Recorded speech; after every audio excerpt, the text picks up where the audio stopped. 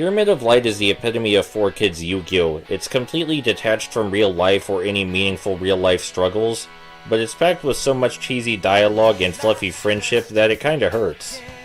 The good news is that 4Kids has a clear idea of who its characters are and makes its best effort to cement their definitions. All behaviors and interactions reasonably build on events previously established in the series, and the characters are very self-aware of the absurdity of their previous expeditions, and this one. Now look, I'm a simple person when it comes to writing. Are the characters consistent? Is their dialogue consistent? Do they have consistent personalities? Do the personalities conflict in interesting ways? If yes, I'm probably fine with it.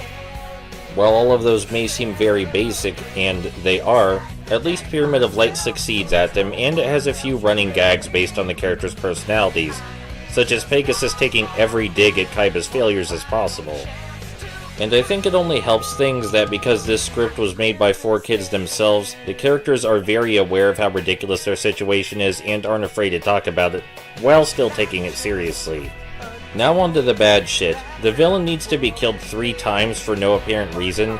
At least the first time it can be kind of justified, but the third time is complete nonsense, just so they could have a big finale.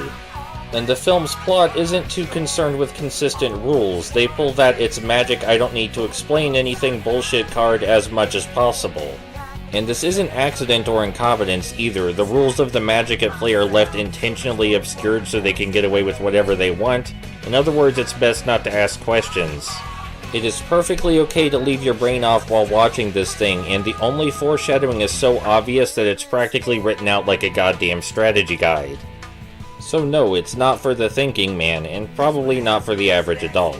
The biggest reasons to watch the film are for the production values, the fan service, and the cheesy dialogue. Basically, it's a harmless kids movie. Nothing offensively bad about it, but nothing great that'll stick with you either. But as this is 4Kids' first original production based on Yu-Gi-Oh! Using their own script and own assets, there's actually something deeper at work here, not in the story though. I take this film as proof that the characterizations in the dub were more than just an accident or coincidence. This was 4Kids' first chance to prove they gave a shit about Yu-Gi-Oh! Using originally made American media, and even though it's not a great film, it at least does that.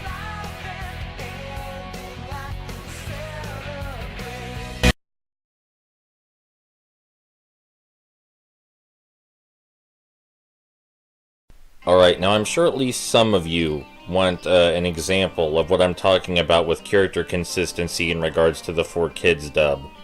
A lot of character personalities and motivations were changed when the series got English dubbed, essentially making them new characters entirely, and one of the better examples of this is with Kaiba. In the original version of the Yu-Gi-Oh! Anime, Kaiba is a lot more accepting of magical occurrences around him, and he's a lot less prideful.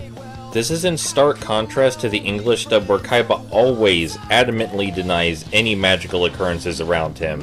He just completely refuses to have any belief in this ancient Egypt or magic inside the cards nonsense. The dub also portrays him as much more prideful, taking it personally whenever anyone besides him is dueling Yugi.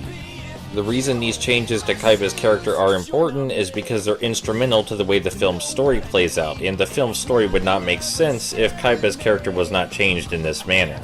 The catalyst that ultimately allows the villain to carry out his plans hinges on Kaiba's pride and his inability to accept mystical happenings around him.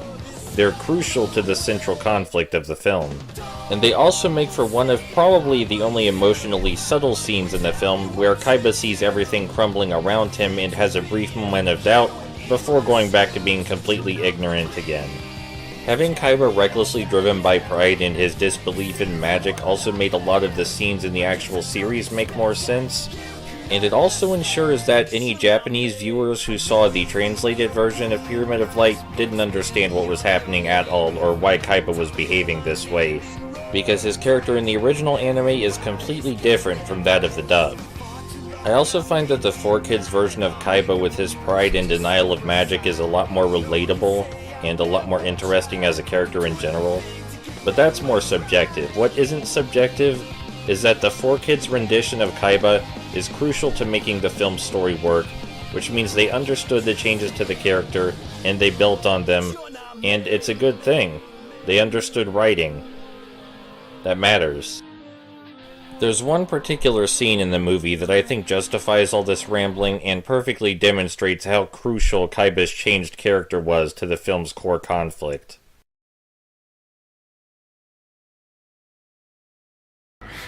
Kaiba, we can't continue this duel. There's another power at work here, and it's destroying us both. That's getting a bit old. No, that Pyramid of Light has created a deadly shadow game. I know you sense it. We must stop now!